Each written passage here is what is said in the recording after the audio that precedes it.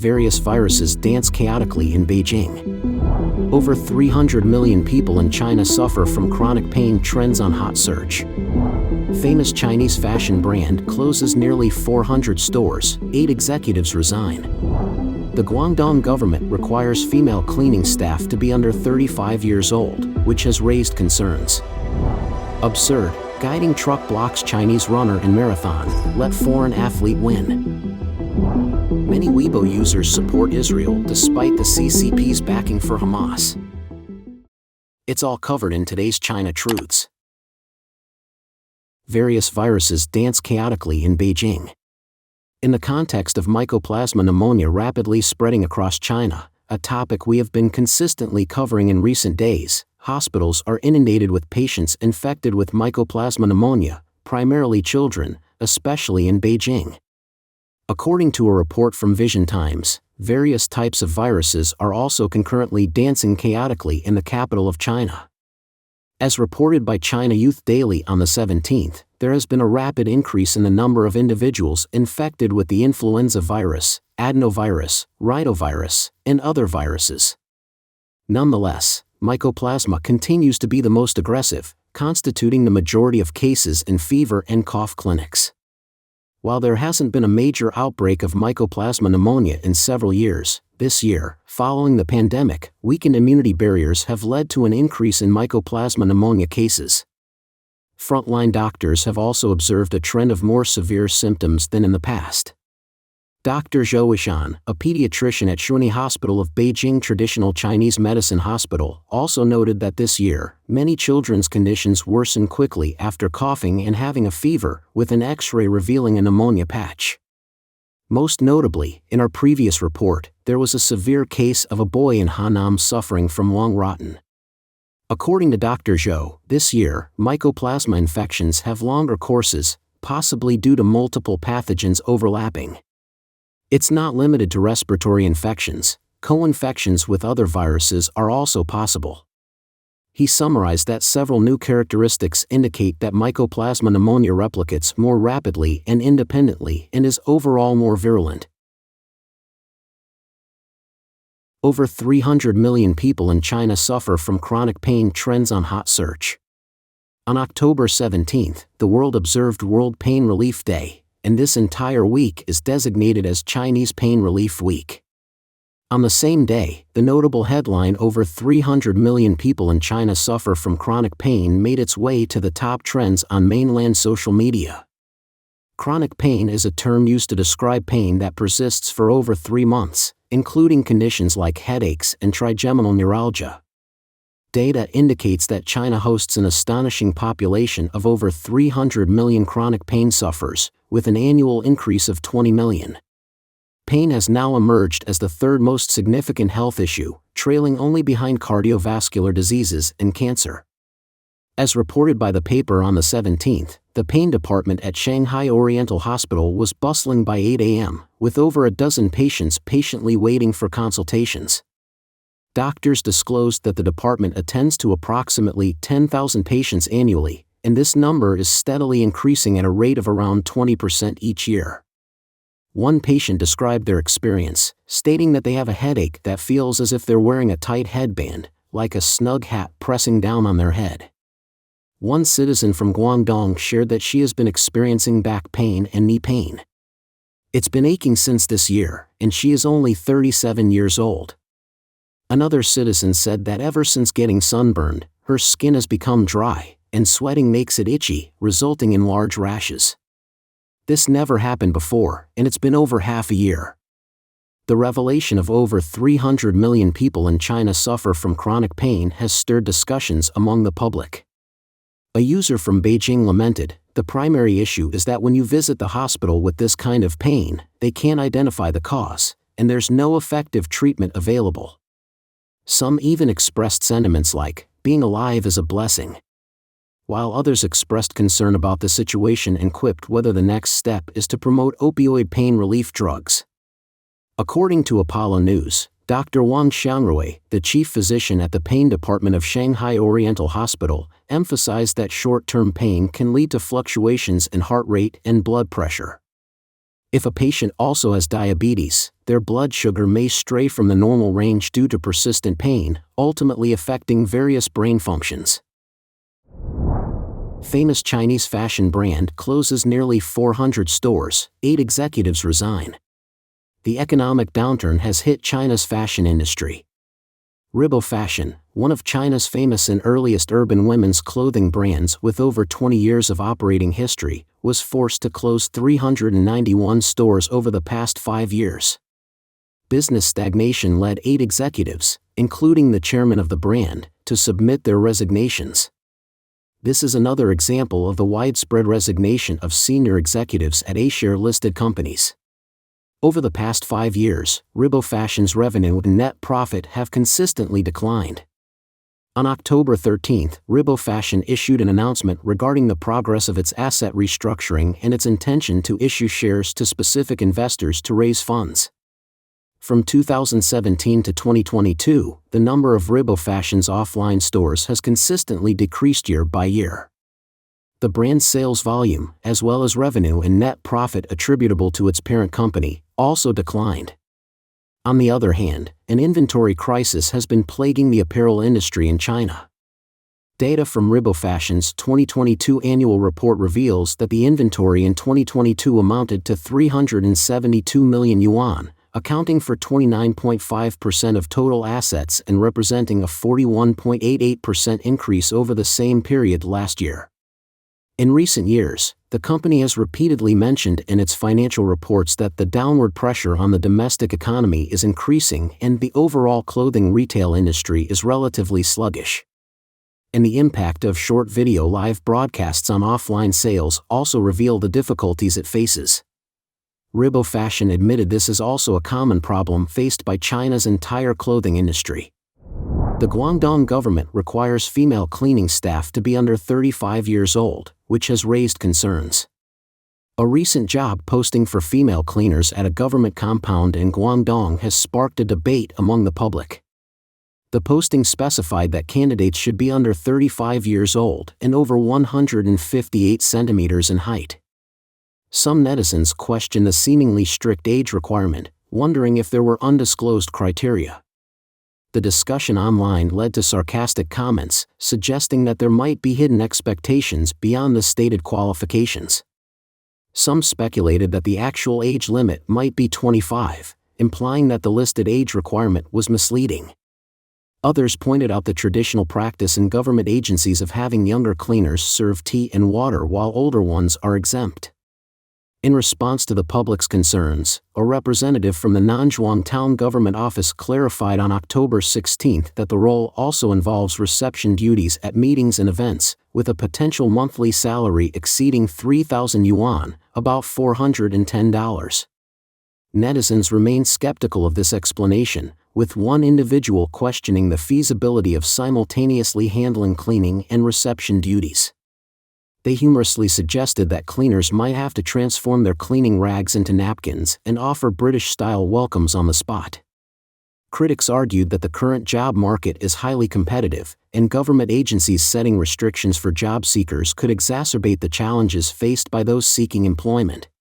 The discussion further delved into concerns about the limited job opportunities available to individuals over the age of 35. Many lamented the difficulty of securing employment at this age while still facing the requirement to retire at 65 and contribute to Social Security. They felt that individuals in this age bracket had limited options to support themselves.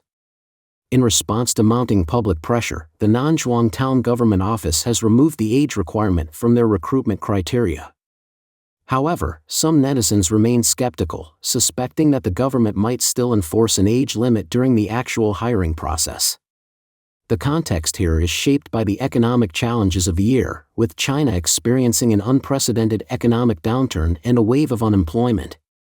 This predicament has affected not only recent college graduates but also middle-aged individuals and even corporate executives who find themselves struggling with unemployment and layoffs. The 35-year-old curse is currently a prominent discussion on Chinese social media. Numerous sectors, including the civil service, have instituted a maximum age limit of 35 for job applicants. This has left many individuals in their 30s grappling with unemployment, remaining single, and being childless. In a poignant case, a former reporter from Southern Weekend shared a video earlier this year, revealing his journey from being a highly educated 985 master's student to facing 6 months of unemployment. At the age of 35, he was considered overage for many job opportunities, compelling him to take on food delivery work with little success. Another story resonating with netizens involves a 45-year-old corporate executive who found himself searching for new employment. Before losing his job, he boasted an annual salary of up to 800,000 yuan, about $109,400, owned property and a car, and supervised over 100 employees. However, due to the strict employment redline set at 45 years old, most companies turned him down. He even struggled to secure basic jobs like cleaning air conditioners and range hoods. Ultimately, he had no choice but to become a courier, earning a modest 18 yuan per hour. Absurd, guiding truck blocks Chinese runner in marathon, let foreign athlete win. According to mainland Jimu News, during the international marathon held in Dalian, in Liaoning province, on October 15, Chinese runner Yin Shunjin, who was sprinting with all his strength, was suddenly blocked by a guiding pickup truck. As his path was blocked, Yin had to make an urgent turn and maneuver around the vehicle before returning to the usual route. This delay caused him to finish 27 seconds behind the Ethiopian marathoner Zedata Bayana, ultimately costing Yin the championship to Ayana. This incident sparked outrage among the marathoners and aroused doubts. Many netizens believe that this was an intentional action from the organizers, which not only cost Yin Shunjin the opportunity to sprint but also affected his performance and ranking in the competition. Some netizens also liken it to similar previous incidents and cursed the Chinese authorities for giving foreigners supranational treatment. Jimu News also cited a senior domestic runner who said that such mistakes generally do not occur in marathon events, especially during the sprint stage, where guiding vehicles should not block the way and interfere with runners. On local social media, netizens unanimously condemned it, saying, "This is a joke that can go down in history. This driver is so disgusting, he must have done it on purpose." Another netizen analyzed the video and said, "The driver also put his hat on his head, which was obviously to prevent him from being photographed." One netizen even joked, "Black people are the ancestors of certain people." According to state media, the Dalian marathon organizers apologized to Yin Shunjin and the audience after the incident. On October 16, the Dalian Sports Bureau responded that the incident was under investigation and expressed regret about it, promising that they would improve their management to avoid similar incidents from happening again. Regarding Yin, he said he could do nothing but live with the result. He said he hoped to be treated more fairly in the future. It is known that in the marathon competitions held in mainland China, there are many instances of incompetence from the organizers, leading to disruptions for athletes. For example, in a marathon held in Suzhou, Jiangsu province in November 2018, 2 volunteers suddenly rushed up to hand over a Chinese national flag to runner He Yinli when she was focusing on making the final sprints during an intense competition with Kenyan rival Ayanta Abra de Miss. In the end, the Chinese runner was disrupted and came to the finish line 5 seconds short of the Kenyan. It sparked intense controversy at the time, and the organizers later had to apologize. Many Weibo users support Israel despite the CCP's backing for Hamas. Since the recent hostilities initiated by Hamas against Israel, the Chinese government has refrained from condemning the Palestinian organization. Notably, on October 13, Chinese Foreign Minister Wang Yi, during a press conference following the China-EU high-level strategic dialogue, attributed the ongoing Palestinian issue to a historical injustice suffered by the Palestinian people that remains unaddressed. This statement has led observers to conclude that the Chinese Communist Party is, in effect, openly supporting Hamas. Additionally, Chinese officials have amplified criticism of Israel's actions on social media. In response, many Chinese netizens, including CCP's 50 Cents Army, paid internet commentators, and Little Pink's nationalist supporters, have expressed their support for Hamas on the Weebo platform.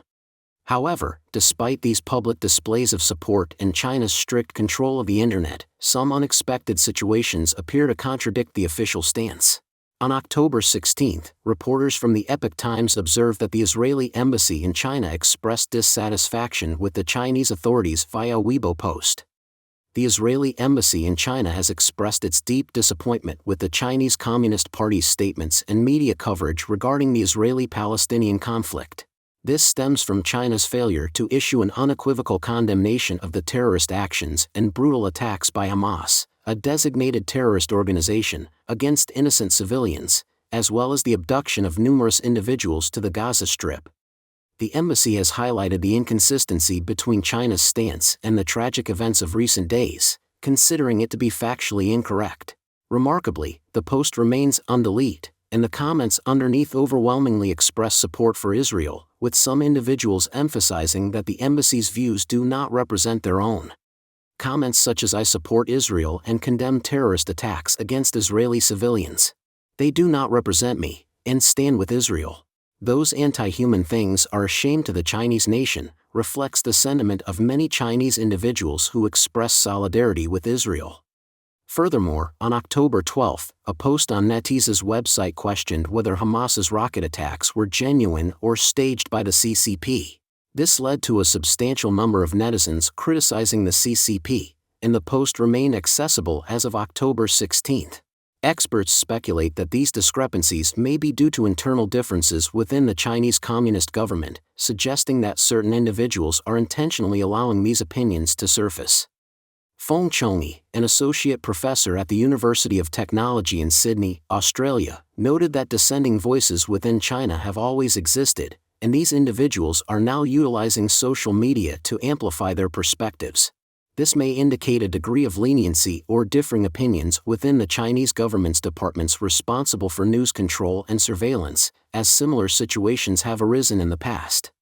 Feng Chongyi also mentioned that the CCP faces a range of unpopular issues, and this wave of dissent can be seen as a partial failure of its surveillance efforts. Discrepancies between the propaganda and surveillance departments, as well as internal differences within the government, may be contributing to the emergence of these opinions. He further emphasized that the CCP's perceived support for Hamas's actions could lead to increased isolation on the international stage. According to a Shanghai-based online writer who goes by the pseudonym Tang Ming, the public's perception of Hamas is unambiguous. They see it as a terrorist organization. Tang Ming further elaborates that those who closely follow the CCP online are often individuals from the lower socioeconomic strata, particularly those who have been heavily influenced by the party's propaganda and typically don't engage with current events. However, among outsiders residing in Shanghai who haven't been exposed to the same level of CCP propaganda, opinions differ. These individuals, with no CCP-induced bias, express sympathy for the Jewish population and harbor a significant dislike for Hamas. The CCP's position on the recent Hamas terrorist attack is consistent with its approach during Russia's invasion of Ukraine. Notably, the Chinese Communist Party has refrained from openly condemning Russia's actions as aggression. According to Tang Ming, he believes that the CCP might be looking for an opportunity to escalate global tensions. He suggests that if the United States were to face difficulties, the CCP might seize the moment to attempt to take control of Taiwan. These thoughts, as per Tang Ming, are quite apparent. Another individual, Ming Sheng, a resident of Guangxi, expressed strong disapproval of Hamas's attacks on innocent Israeli civilians. He emphasized the reprehensible nature of targeting civilians and argued that this constitutes a rogue act that crosses fundamental moral boundaries. Mingxing voiced unequivocal support for Israel in its efforts to combat this threat and eliminate what he termed the cancer of human civilization. Mingxing also noted that more and more people in China are awakening to different perspectives. He remarked that the Communist Party's control over information channels and the internet is waning, though it's not universal. While some are actively questioning the party's narratives, he believes that a complete awakening will take time as the country has been subject to government-managed information for an extended period. Don't forget to leave a comment in the section below to share your opinions on today's topic with us. Make sure to like and subscribe to see more interesting topics from China Truths.